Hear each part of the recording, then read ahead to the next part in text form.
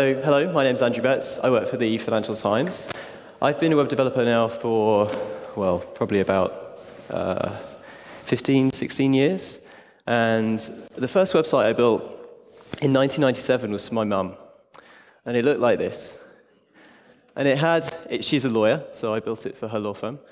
And it had a number of really cool advanced features, like a Java applet ticker, so that I could have a marquee across browsers, which I was very pleased with.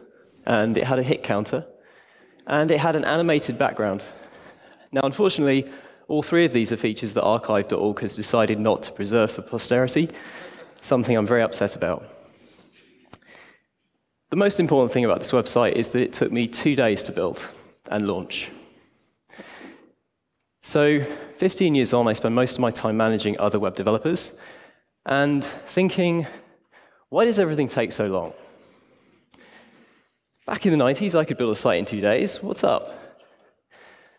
And it's sort of a rhetorical question, really. We know why things take a long time. We have more devices, OSs, more browsers.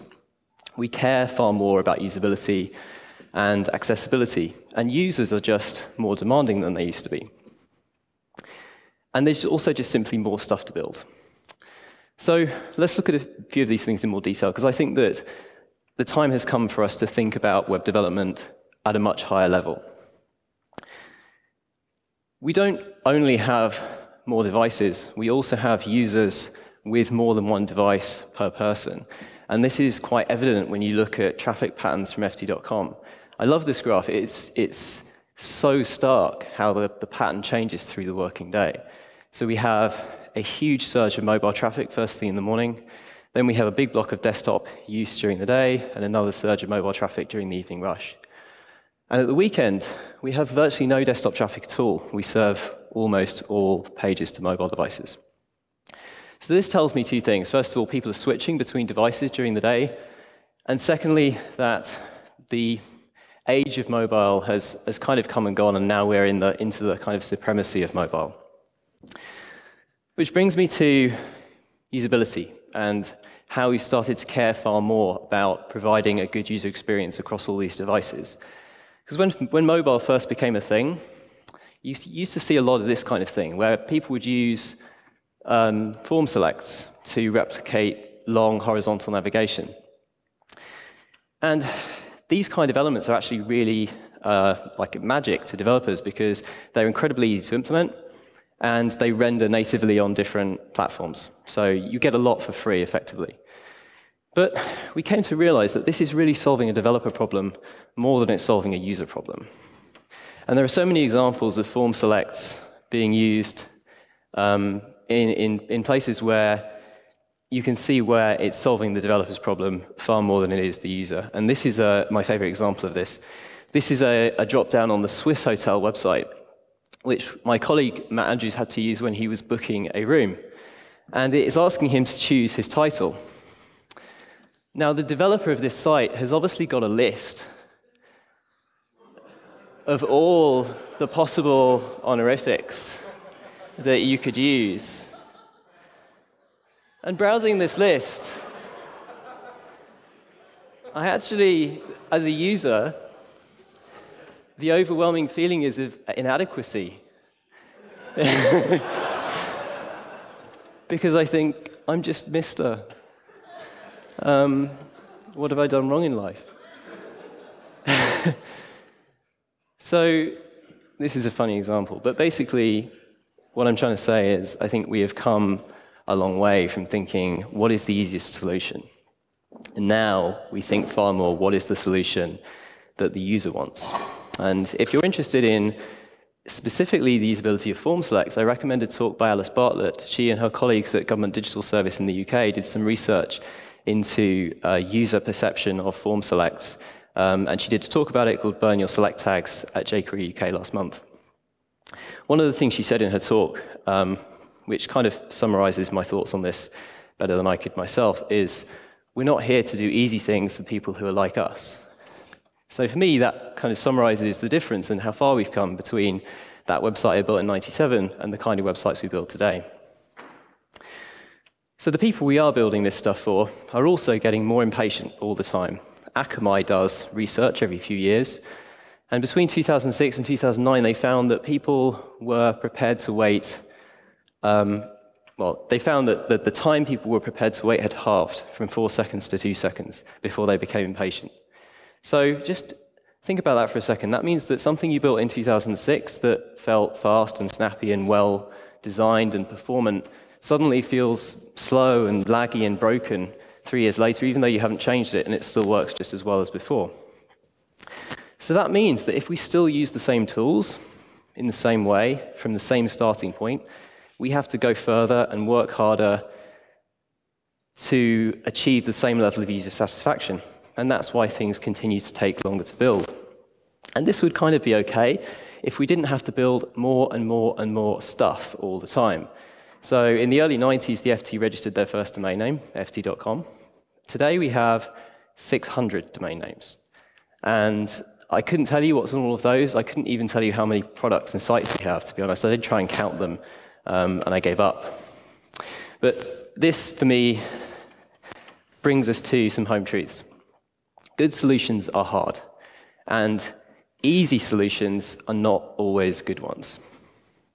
But when we build modern web projects, it's increasingly important that we find those good solutions and implement them and spend time doing it. And I think the fact that we've heard 3 talks in this conference about animation and the importance of how you integrate animation into a user experience is another indication of just how important good UI is. And the same problems keep coming up again and again and again. We keep having the same UX situations that we have to find a solution for. So if we keep having to invent the same solutions over and over again, we're never going to be able to spend enough time to produce good ones. We did a design audit of the overlays on ft.com. We were looking at the close icon, the X in a circle in the top right-hand corner of the overlay, and we found that visually, reasonably good consistency, not too bad, probably could be better, but technically, it's a complete catastrophe.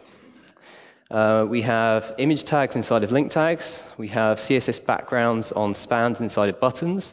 We have CSS backgrounds on link tags. In one particular case, we have an X glyph inside of a link, which is particularly interesting because the original button was not designed with a character in mind.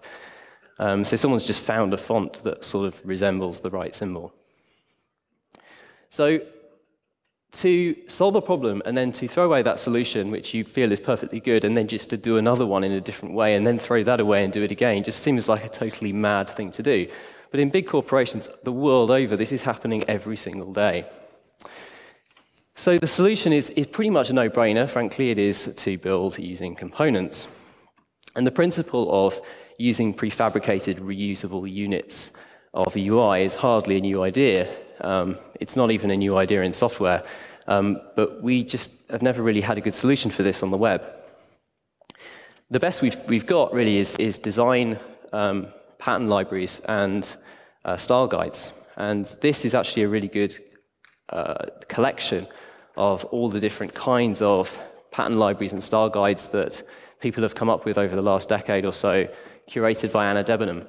It's well worth a look if you're interested in producing a style guide for your company and you want to know what kind of style guides have people come up with in the past. So we looked at this and we found there was a huge variance, huge variety in the kind of UI style guides that people were producing. So they range from things like this, which is the basic principle of we have a small website and we just want a page that has an example of every single UI element on the one page. And this works really well if you've got one website and you've got a fairly small collection of components, all of which are employed on that website, and it provides a central point of reference for the developers who are working on that site. That's great. But if you've got lots of websites, and those sites share no more than, say, 30 or 40% of the same components on average, then this doesn't really work.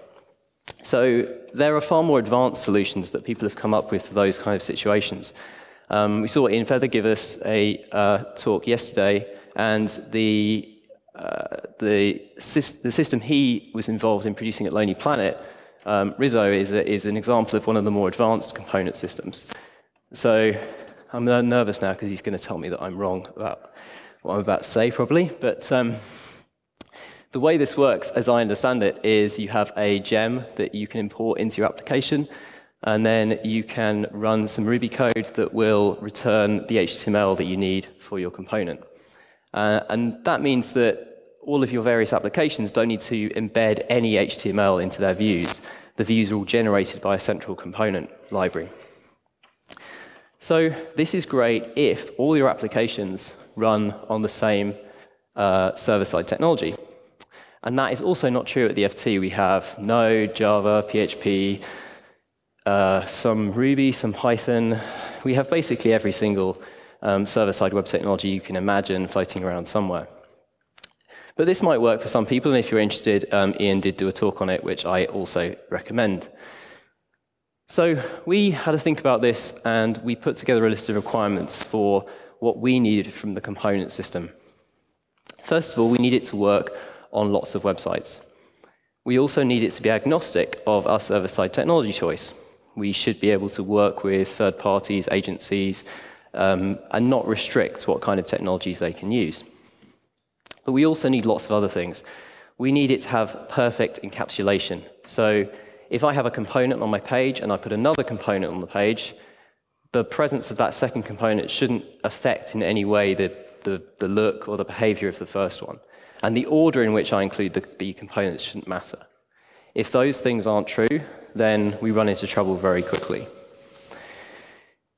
And this is really important. We need it to be completely transparent so that teams can contribute to the components and feed back, fix bugs, improve on them.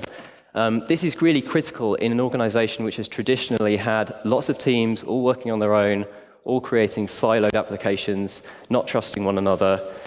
If you start to say, OK, here is some good stuff, you need to use this, and not build your own thing, they'll just instinctively try and find something wrong with it, so that they have to fork it and just make it part of their own build. So to try and fight against that, to try and get people to be more collaborative, work together and build on the same tools is really hard. And that requires complete transparency and empowerment of people to just fix bugs that they come across when they're using our components. We need it to be standards-based, because we're not really in the habit of hiring people and sticking them into a 3-month crash course in how we do everything differently from everyone else. And we want to avoid duplication of dependencies. So let's say we have say a credit card entry form and a search field, and those are two components. Now, those are both composed of text fields. So it's likely that we're going to have another more lower-level component that they both depend on that defines the style for a text field. So if we put both of those components on the same page, I don't want two copies of the styles that define what a generic text field looks like. And finally, it needs to work today for the vast majority of our readers. And we need to be looking forward towards how we're likely to do components as a community in the future. So that's likely to be web components. So we took all of this, we thought about it, and we created a component system that we call Origami. And we open sourced it. So if you're interested in learning more about it, you can just go to origami.ft.com. And you can read the spec and see all the tools and learn about everything that I'm about to tell you about. So how does Origami work? The first principle is that it is modular. So every individual piece of UI is an individual component, an individual module. And you can express that in a dependency tree. So let's say we want a component for forms. Well, forms is not it doesn't exist in isolation. Forms incorporates things like colors and fonts and buttons and typography and grid and icons. But all of those things are useful to other components too. So we can create modules that encapsulate those small pieces of functionality or design style and then depend on them in higher level components that do more advanced things. Now, to bring all this together, to generate a CSS file that is forms, we need a build process because we need to pull all of these modules into a single finished CSS file. So to do that, we created a build process. Our build process is a collection of fairly standard Node.js tools. We start with Bower to provide us with the package management. We add Gulp for task automation And then on the CSS side, we use Sass. And in JavaScript, we use CommonJS, Browserify, and Uglify, which gives us the module format, the compatibility with browsers, and minification. Now, if you're familiar with Node tools and you're a Node developer as well as being a front-end dev, this build process is actually quite familiar to you probably already. But it isn't necessarily familiar to you if your primary role is not front-end. And there are quite a lot of developers in the world whose primary role is server-side, but they dabble in front-end, so let's say PHP or Java developers. And they're going to find this tool chain really difficult because they're going to be more familiar with tools like Maven or Composer. So we didn't think it was easy enough to simply document this as a build chain, so we put it all together into a single tool that we call Origami Build Tools, which we also published open source on NPM. So this is a single command line tool that you can install and then offers you 6 tasks: install, build, demo, verify, test, and docs. So if you're building a component, you would use pretty much all of these tasks. If you're building a product that has our components in it, then you would probably just use install and build. You can either use it as a shell script, or you can use it as a node module and incorporate it into your own gulp file. So it makes it easier for people to pick up our components and incorporate them into their products really easily. So let's look at a couple of components and see how they work. So this is an example of our header component. Pretty simple header running across the top of the page. And when we start to think about how we style this header, the first kind of problem that we come across is encapsulation of CSS. Because the CSS is very difficult to contain within a certain area of the page. We don't really have scoped CSS. That kind of made an appearance and then disappeared and now is pretty much unsupported by all browsers. So we need to create the encapsulation so that the styles that affect that header can't affect anything else on the page. So we have some rules for this. We have namespace prefixes, so everything within the header component file will be prefixed with O-header for Origami header. We don't style anything out of namespace, so the component CSS file won't contain any styles for anything that doesn't have an O-header prefix. We don't use IDs because you could conceivably have more than one copy of the component on the same page. Not that likely with header, but for things like a tweet or a video player or a gallery, you're going to most likely have more than one. We want to minimize specificity as much as possible because when our components go on the page, let's say the developer that puts this header on the page wants to change the color of that bar, and we didn't make that configurable. So they're just going to want to override it with their own CSS. But if they find that they write a rule and our rule overrides theirs because ours is more specific, then we get into a specificity war. So we set a rule that says we have a maximum specificity, and where possible, we use just a single class token, so that as far as possible, our selectors are always less specific than any selector that might be written into the product. We also use BEM to help us do that. So almost all of our selectors are one single BEM token. Responsiveness is also quite an interesting area. We don't want to put media queries into components because a component can't possibly know what breakpoints are going to exist within the product. So if 2 people are building 2 different products, then it's going to make sense to put breakpoints at different points for each of those products. So it doesn't make sense to write breakpoints into components because then if you put a dozen components on a page, you're going to have 3 dozen breakpoints, which makes no sense at all. So instead, we offer mix-ins and modifier classes that developers can mix into their own breakpoints so that they can activate our responsive states attached to whatever breakpoints they want. And finally, we need to consider all the interaction states. So the component will include styles for all interaction states that apply to that component. And we style ARIA properties as far as possible to encourage developers to use the correct accessible markup. Now, that all applies just to plain old CSS. We also use Sass, and we have rules for Sass as well. So, for example, whenever we have public variables in our component source, those variable definitions have to be suffixed with !default, which makes them a lower priority than any override that's added by the developer that wants to use the component. We never use extends. Now, I know that in the SaaS world, the use of placeholders and extends is kind of controversial anyway. We actually started by deciding that we wanted to use it. But then we realized that with the dependency tree system that we decided on, and with individual modules for each component, you couldn't necessarily guarantee that each module would only be included once. And in fact, with quite a complex dependency tree, it's very likely that the lower level components, things like colors and fonts, are going to get imported multiple times. And if those modules contain definitions of SaaS placeholders, then you won't get all of the extends written into your final CSS, which is a real problem. So until SaaS supports import once, we can't use extends. So instead, we use mixins, and we use an optimizer like CSSO or clean CSS to remove duplicated properties after the build. So let me show you some code. I'm sorry that this is a little small.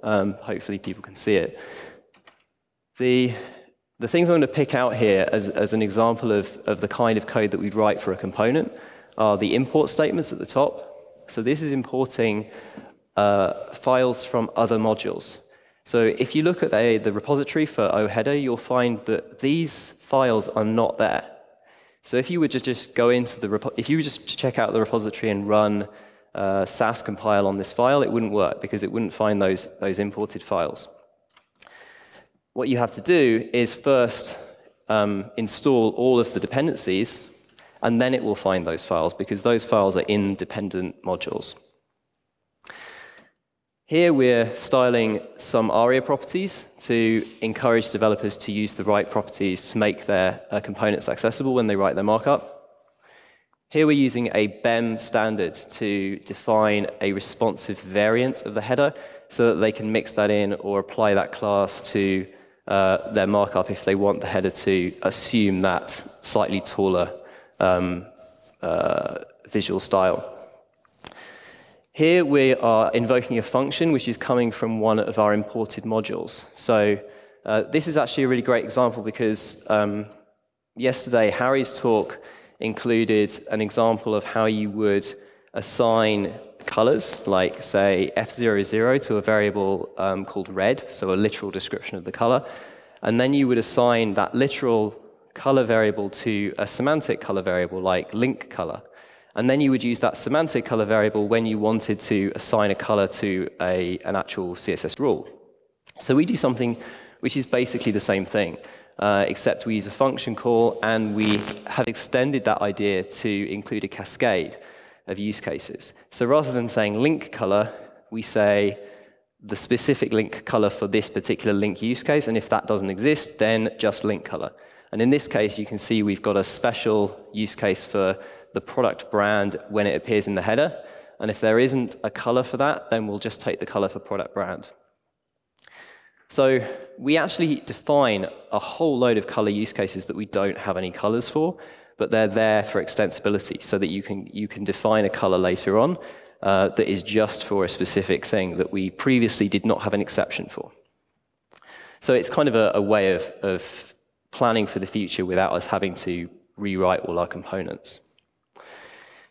This is another BEM convention for a sub-element of the header. So here we're defining the styles for a container element within the header. And inside of that, we're using a mix-in from another one of our included modules. So in this case, we're giving a container within the header some grid behavior. So if you were to install this module and install the dependencies and build it, and then take the resulting CSS file, put it in an HTML page along with the markup for the header, you would get something like this. Now, can anyone tell me how this differs from the screenshot I showed you before? Margin, yes, very good. Oops. There's yucky margin around the header. So the question is, how do we fix this? Answer's kind of obvious. You would do something like this. But the more interesting question is, where do you do this? Do you do this in the component, or do you do this in the product that is using that component? Well, you can't do it in the component because this is breaking encapsulation.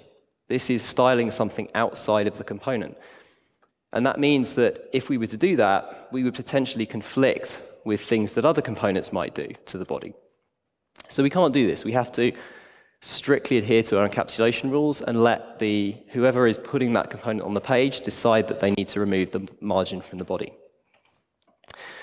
So that's a very quick overview of how you would architect a component, how you would use our Origami build tools to build the component, produce a JavaScript and a CSS bundle, use those in your page, and use our component system. But the question that I ask my team all the time is it easy enough yet? We have to keep asking ourselves this question because as a component team, as a framework team, it's our responsibility to provide things that the rest of the company will enthusiastically adopt and use in their products. And if the things that we're providing aren't easy enough to use, then we'll encounter friction. They'll encounter friction. We'll all get very unhappy. People will feel like they're being forced to use things that aren't working for them. So we have to continually ask ourselves, have we made this easy enough to use yet? And it's a very easy question to ask because the answer is always no. And if you assume that the answer is always no, then you're always striving to make better tools and to find a way to make it easier. So some of the things we've done in pursuit of that are to create a registry. We built a registry kind of like NPM registry that lists all the components that we have available. And we felt that submitting your component to the registry was kind of hard. So we made the registry crawl all of our Git servers and just automatically publish information about anything that looked like a component. So we know that the registry is comprehensive. And this is a page that describes our forms component. And the first thing you see when you go to it is a demo of the text field styles. And this is an interactive demo. You can use the text fields. They are just a live rendering of the component. And if you click in the top right-hand corner of that demo, the code is just dumped straight into a JS bin, and you can muck about with the code and change it however you like. And this is brilliant for developers to start to get a handle on what the component can do for them. It's also brilliant for designers who maybe don't have the engineering expertise, but they can muck about with source code, and they can see how the component responds to interaction, which is infinitely more powerful than trying to imagine how that interaction works from mockups. And it's also useful for people like product managers who can go to the registry and see how particular components could become part of a future product that they're imagining. But you might be thinking, how did we make this work? Because obviously we don't own JSBin, we don't host JSBin, and the forms component had this big dependency tree of other modules. So how did we run the build process in JSBin to get us a CSS bundle that did that? Well, if you look at the link tag, you see where the style sheet is coming from here. It's coming from build.origami.ft.com. And this, I think, is one of the best things we've built. We built a build-on-demand service. So we figured that when we created our build process, it was a set of fairly standard tools, but that wasn't easy enough. So we wrapped it in a single tool. But then we figured that's not easy enough either. We want people to be able to use our components without installing anything. So all you have to do to use the build service is be able to write a script tag or a link tag. You target the build service hostname, you say whether you want a CSS bundle or a JavaScript bundle, and you say which modules you want. And the service will then install those modules, it will install all their dependencies, it will run the build process, minifies the output, gzips it, caches it, and serves it through a CDN with support for HTTPS and shortly HTTP2. So this is brilliant for prototyping, it's brilliant for hack days, it's great for developers just to get a handle on what they can do with a component in their own site without having to install it. It's also really good for legacy products. We have a ton of products. I said earlier we have 600 domain names. We have hundreds of public products, most of which don't have a Gulp-powered build process because most of them were last published to production before Gulp was invented. So how would we go about using these modern components on those legacy projects? Well, we don't really have time to change the way their build process works, but we certainly have time to stick an extra link tag into the HTML source and put the markup in. And then we can get to use modern components right away. So this is really something that we're really proud of. We didn't think it was easy enough to figure out what the names of the modules and the version numbers were, so we added a quick start section to the registry so that once you found your component, you just scroll down to the quick start section and copy and paste that token into your build service URL. So it's tempting to think at this point that we couldn't make it any easier. I'm sure that's not true, and I shall continue to think of ways I can make that easier. But in the meantime, I think we have the ultimate front-end component system. We have separate repos per component, so each component can be upgraded independently of the others, which means we're not afraid of developers getting stuck on old versions. I don't know whether anybody here remembers jQuery 1.4.2, but it was quite common for people who used 1.4.2 to get stuck on it for years because upgrading beyond that version generally broke your site. Even though you were probably only stuck on that one particular version because of a tiny bit of jQuery that was breaking your site, and otherwise you could have taken the benefits of the whole of the rest of the library, but because it's versioned as one thing, it makes upgrading really hard. So in our case, we version everything separately so you can take upgrades to any individual component without affecting the others.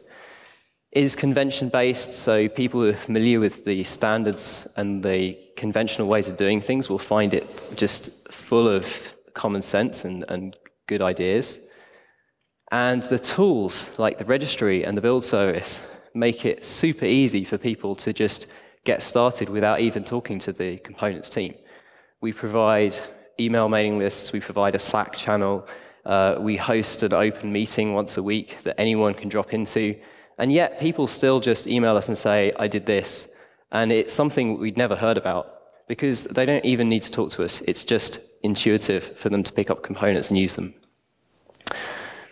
So I want to use the last few minutes of my talk to talk about how this component system relates to our support for legacy browsers.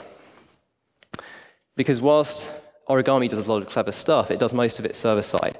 So it doesn't really restrict us in terms of what kind of browsers we support. But equally, we don't want to spend all of our time thinking about whether this code works in IE6 or 7. So we have a policy for trying to move fast without breaking too much. So in CSS, we serve the same CSS to all browsers.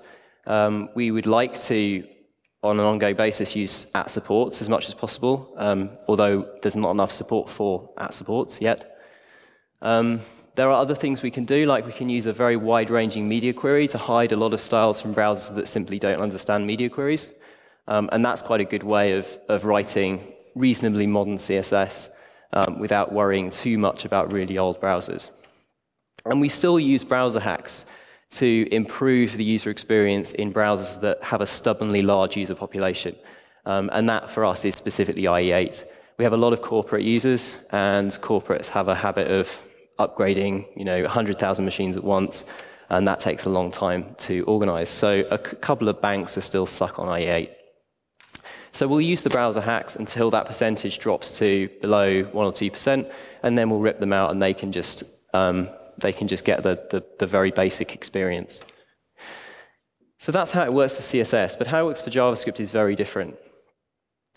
With JavaScript, we've always had the ability to segment our audience into those that support JavaScript and those that don't, with the script tag and the no script tag.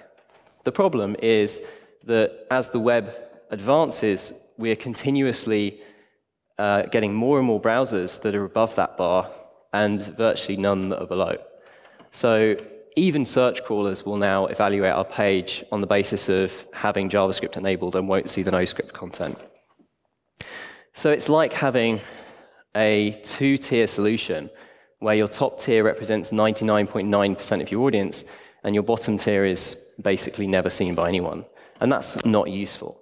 What we need is a bar that we can move up so that we have our JavaScript support divided into those browsers that support good JavaScript and modern JavaScript and those that don't. So we use a technique the BBC invented called cuts the mustard, which Scott mentioned in his talk yesterday. And it involves running a single JavaScript expression, this is the one that we use, that returns either true or false. If it returns true, then you run your JavaScript. You load your JavaScript library. If it returns false, then this is the only JavaScript on the entire page which will run. And after that, we give up. We don't load any more code. So that means we don't need to test the code in those browsers that fail the test. And our target is for most of our customers to be in the primary experience category, but we're pretty happy with 10 to 15% of our customers to be in core experience. And we're also pretty happy that they're getting a better service from us, not running any JavaScript. To give you an example of a situation where this might be the case, I have a smart TV. I should put smart in inverted commas, really, because who's familiar with HTML5 test? Show of hands? A few people. So HTML5 test is an online service that basically grades your browser based on how good it is at modern web technologies. The iPhone score, my iPhone 6 scores something like 600. My TV scores 35. And also bear in mind that TVs need to be really good at decoding video. And in terms of having a UI thread to render arbitrary content on screen, basically they don't have a requirement to do that. There's a few on-screen menus, but nothing particularly heavy. So if you try and load a web page into a web browser rendering engine, that's going to be quite taxing on the TV. So I tried to go to ft.com on my TV, and the TV turned off. Which was not an ideal experience. So I think I'm going to call that a crash. And I think that if I had not tried to run the JavaScript, it probably would have worked. It probably would have displayed at least the content. So people would get a much better experience of our site if we actually tried to do less on browsers that really don't support the modern web APIs we're trying to use. Now, that said, the people who are using browsers that do pass this test, they will still have questionable support for other things that we're not testing. So let's imagine we put 3 components on the same page: a date picker, an accordion, and a table. And let's imagine that all 3 of those components use class list. Now, in our cuts the mustard test, we're not testing for class list, so we don't necessarily know that we have a browser here that supports class list. And the components don't individually know whether any of the other components are on the page, because they're all encapsulated and separate concerns. So each of those components will ship with a polyfill for class list to ensure that they just work out of the box. And that means that we have hugely repetitive code. And actually, in a lot of browsers, we're serving 3 copies of a piece of code that we don't even need, because the browser supports class list natively. So we wanted to try and solve this problem, so we created a polyfill service. And it solves those problems. It also solves the problem of if the component doesn't include the polyfill, but uses the API anyway, you then have to figure out that it uses that API and that you need a polyfill for it. And then you go and Google for that polyfill and find that there are 7 different polyfills and you don't know which one to use. So we wanted to try and solve these problems. So we teamed up with Fastly and Yahoo and Jonathan Neal, who's one of the developers of HTML5 Shiv, and we produced the polyfill service. And this is open source, and this, most of Origami is open source in a way that sort of means, help yourself but don't bug us. This is open source in a way that means do bug us because we really want you to be involved in this. So you add this script tag to your content, to your page, and then when your users visit that page, their browser will make a request to the polyfill service, which will evaluate the user agent header on the request, and will send them back a bundle of polyfills that fixes the specific problems with that particular browser, and nothing else. We have a feature matrix, which tells you what features we support, what browsers we polyfill them in, what browsers they're native in, so that we don't need to polyfill them. I was actually really pleased with myself when Katie was talking about colorblindness yesterday, and I realized that, unlike Can I Use, we do actually have border differences between the indicators. So someone with colorblindness can tell the difference. So, well done, us. I'd love to say it was intentional. So I will say it was intentional. So this is a polyfill service designed for everyone. We minify and gzip our responses. We support HTTPS. We support best practice caching, including asynchronous revalidation. So you will never have to wait for a request to our origin servers, which is quite important for people based here in Australia.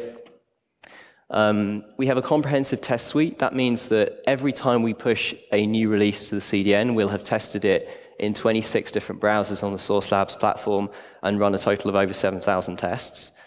We have permissive cause headers so that you can make AJAX requests to the service from any domain name, from any origin. We also recently opted into resource timing so you can monitor the performance of the polyfill service from the front end. We publish all our uptime and performance metrics on the site. And the whole thing is open source, so if you don't like the fact that we're hosting the CDN, you can run it yourself, or you can use it as a Node module if your application is Node. So we think we've put together here a framework which will satisfy anyone's need for polyfills and serving polyfills as part of their project. And the way we can make this better is if everybody contributes their polyfills or their bug fixes to make this a canonical library of polyfills that everyone goes to as the place they go to upgrade the web. So if you're interested in getting involved, the address of that is cdn.polyfill.io. We're also offering free subs to the FT for anyone who gets a pull request merged in this repository, by the way, if that interests anyone. So this is an email that one of my colleagues sent out to the technology team last week. The year is 2016. He's quite dramatic. He's French. The user experience and the brand feels consistent across FT web products. Teams who use FT components share them, contribute to improve them, and the tools that support them. Design iterations are informed by real user data and are rolled out to dozens of products within hours. Now that sounds great, and it doesn't actually sound that hard to do. But believe me, this is incredibly hard to do for a really large organization. And I really hope that by 2016 we can do it. And I also hope that some of the ideas that I've talked about today are helpful to you guys as well. So thank you very much for your time.